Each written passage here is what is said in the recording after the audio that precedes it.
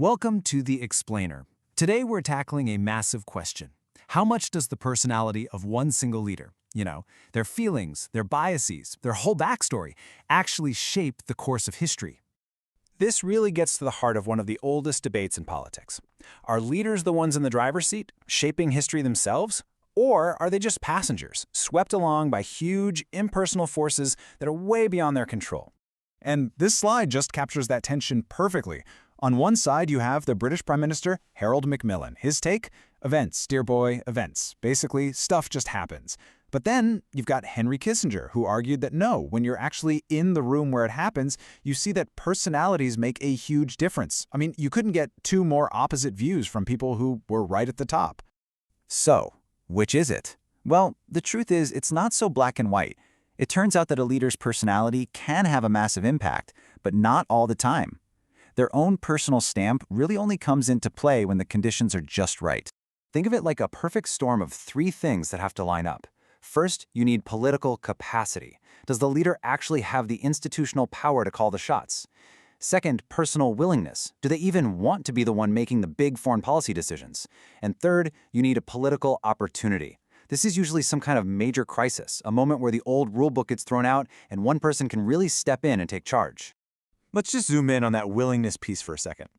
Some leaders, like Spain's General Franco, honestly just weren't that into foreign policy. He was happy to let his team handle it. But then you have someone like Nigeria's General Murtala Mohammed, who was the total opposite. He was deeply interested in the world stage and personally grabbed the wheel to shift his country's direction. It's not about being a better or worse leader, it's just a completely different personal style. Okay, so when those conditions are right and a leader does step up, what's going on inside their head? Let's dive deep into their inner world. And we're not going to start with logic and spreadsheets. Nope. We're starting with something way more fundamental: emotion. We have this idea that our brains are in a constant battle between a cold, logical side and a hot, emotional side.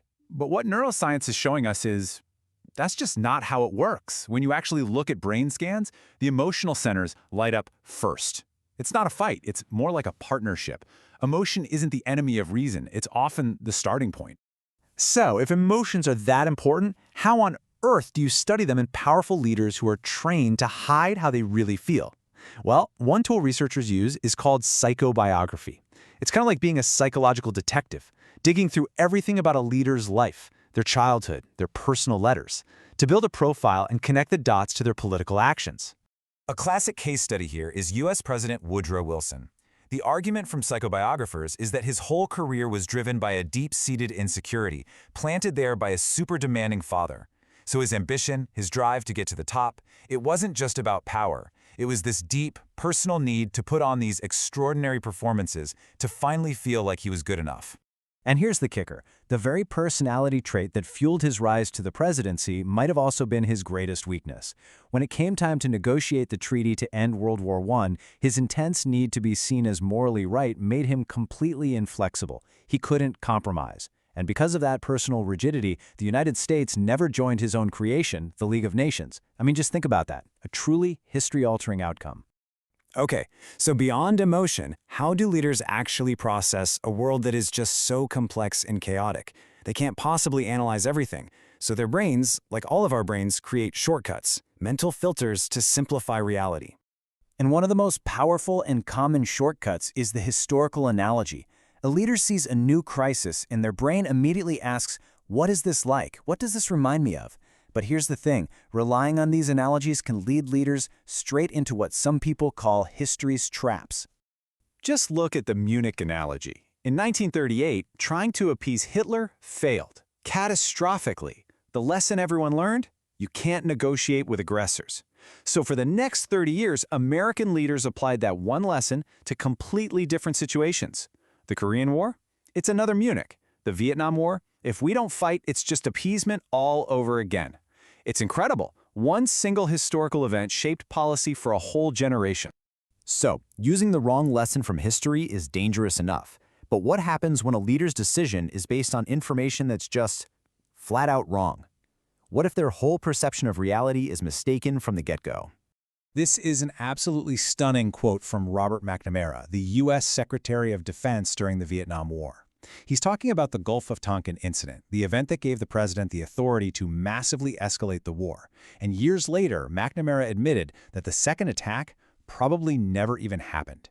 His words are just chilling. We were wrong, but we had it in our minds. They acted on a misperception, a story they told themselves, and it changed history forever.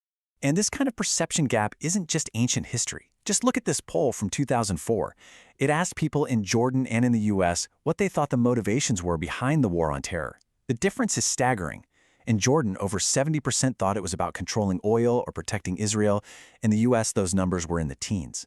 It's like two populations were watching the exact same events unfold, but living in completely different realities.